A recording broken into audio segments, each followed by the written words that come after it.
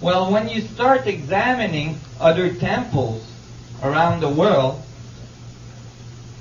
you realize that these other temples have a lot in common. That is, they're all very, very difficult to explain with vine ropes, copper tools, no pulley, and so on.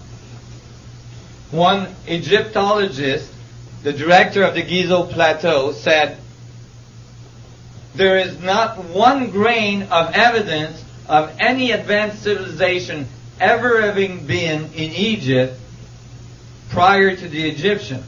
And I thought that was one of the most accurate statements I ever heard from an archaeologist. Because if you're looking for grains of evidence of sand, you will miss it. If you got your head in the sand, you will miss it. But if you look up from the sand and stop looking for grains of evidence, you will see millions of tons of rocks right in front of your eyes, giving you some pretty damn good evidence. The Grand Pyramid of Giza is made of 2,300,000 stones. 2,300,000 stones. It stands at 481 feet of altitude. Its base is 13 square acres. That is extremely large. When you take survey picture, satellite picture of the apex of the Grand Pyramid at Giza, it is 1/4 of an inch off the center of the base. That's 13 square acres. 13 acres square. 1/4 of an inch off center. That's after placing 2,300,000 stones that you have cut with copper tools.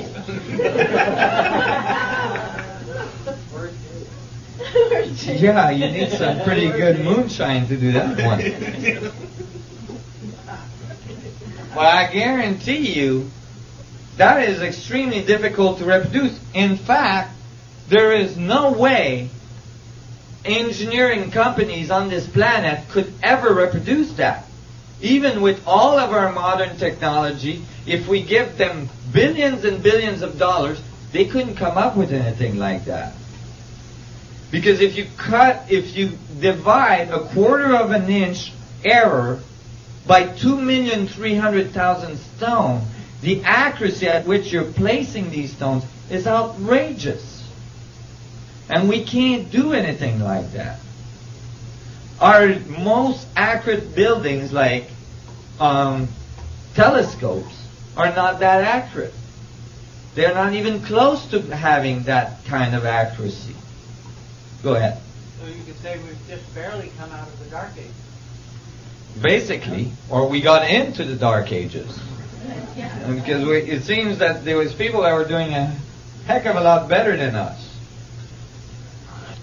So when I was looking at this, I'm like, wait a minute. That doesn't happen that way. Why is it that we think, that this is taught as facts to children in schools every day? That the pyramids were built by people pulling on vine ropes? And you know why? Because in the 1800s, a bunch of English archaeologists showed up in Egypt, and that's the only thing they could come up with. And because they had PhDs and they were very respected archaeologists, since then, everybody is repeating the same thing. And somehow, a theory that's completely unproven became a fact. In fact, you will not get a PhD in archaeology if you say anything else about the pyramids. I guarantee you that. You cannot get a PhD in archaeology by saying the pyramids were built by Little Green Man. This is one of the problems with education. a whole bunch of people repeating what they've all been taught doesn't advance the field very rapidly. Because everybody is repeating the same thing, you're not going anywhere. So, but these archaeologists never actually, I know they're not mathematicians, but this is simple mathematics, okay? You take the number of stone, they tell you that the pyramids had to be built in 20 years, okay? So that the dynastic Egypt worked. And then you calculate how fast they had to put the stones in. At 7 days a week, 10 hours a day, 365 days a year, for 20 years, they had to place the stone every 2 minutes to finish the pyramid on time. With that level of accuracy. Never mind. But then the archaeologists say, no, those were farmers. They could only build the pyramids during the time of the flood of the Nile when they couldn't work in the fields. 3 months out of the year. See, when they had that 3 months vacation, hey, let's all go and build a huge pyramid. So they went out there and built pyramids 3 months out of the year. You redo your calculation. Now they have to place a rock every 2 seconds to make it in 20 years. So that really doesn't work. Because it's not like you can take these huge rocks, an average 2 tons, some of them up to 40 tons rock. Like in the King's Chamber, there's 100 slab of 40-ton pink granite rock. Okay? These things at 135 feet of elevation in the pyramid. It's not like you go, hey Joe, catch this one. Hey Joe, catch this one. And the other guy on the other end is like putting them in. You can't do that. And it doesn't matter if you got 100,000 people. You still can't do it. And they tell you they did that by rolling the rocks on logs. Well, they might have not noticed, but these pyramids are in the middle of a desert. You need a lot of logs to move 2,300,000 stone. Where did the wood come from? When you ask them that, they say, oh, they imported it from Europe. I see. Was this like some catalog, 1-800 ordering? Because as far as I know, the Egyptian didn't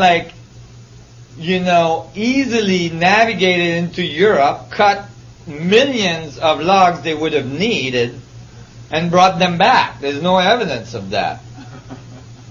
So, but even more fundamental, I'll ask you, even more fundamental. The fundamental axioms of archaeology is that you observe and decode the remains of a civilization to understand its morses and its activities and all this, right? Okay. There is over 1 million hieroglyph walls in Egypt. Thousands and thousands of hieroglyph walls in Egypt. In the temples, in the tombs, everywhere. They tell us how they made love. They tell us how they eat. They tell us how they went to the washroom. They tell us everything about their life. Everything. Not one of those walls mentioned building the pyramids. What? They forgot? You're talking about something that would have taken a huge effort. You'd think they would have put at least a little wall somewhere saying, oh, by the way, we built the pyramids.